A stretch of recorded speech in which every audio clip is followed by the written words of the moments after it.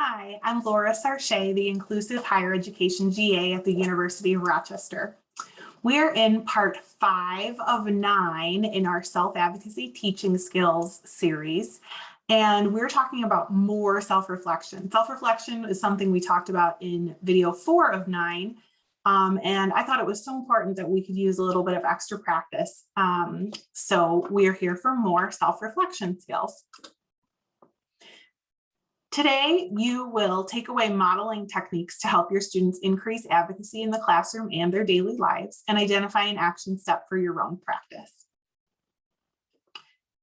So last time we talked about self-reflection, we looked through a process of 4 different steps where we can think about a situation, real or imagined, and practice the art of self-reflection through talking about ourselves. So this skill of talking about ourselves is really important in a variety of settings, not just when you have to take action in the situation, but it can be a way of communicating with other people, providing connections and making connections and forming relationships. Advocating for yourself by speaking up about your strengths is a great way to promote yourself at work and in the classroom, and often makes a very positive impression. So the objective for this activity is that students will be able to discuss their strengths, needs, interests, and preferences. So to practice modeling, talking about ourselves, we can pick any topic. So say writing or research or exercise or gardening, or you pick any topic. So talk about how that you can use a strength in this area. Share if something in this area is a barrier and how you can reach out for support. Describe how you can use interest or preference in this area, or share an accomplishment, challenge, or fear about this area, or even a story about this area. So these are just suggestions. You don't have to do all 4 for each situation. But so say I pick the topic of writing.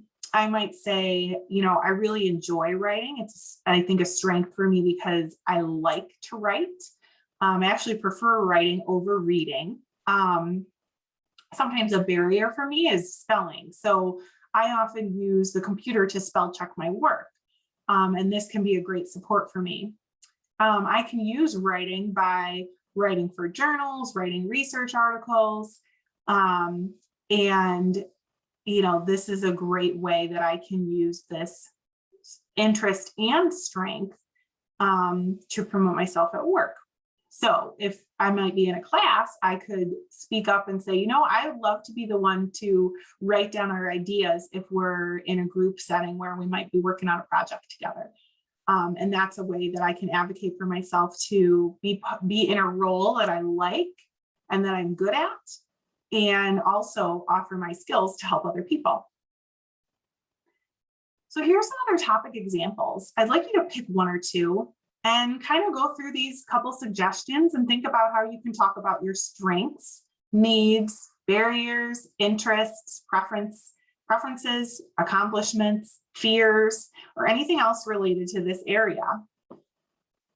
These are also topic examples that you could use as an activity in your class, perhaps putting them on index cards and having students draw an index card and practice in a group, going through these 4 steps on the previous slide about talking about themselves using the strengths, needs, interests, and preferences framework.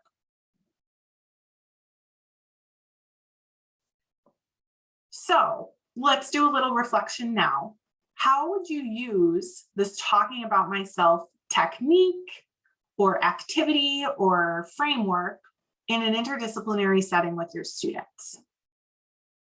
Could you provide an opportunity for them to practice talking about themselves?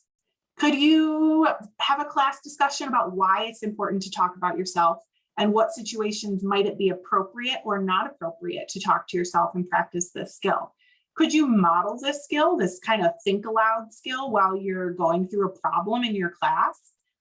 Even if you're working through an algebra problem and you're modeling that self-talk, and modeling that kind of think out loud, that's a really great way to practice and show your students how to talk about themselves.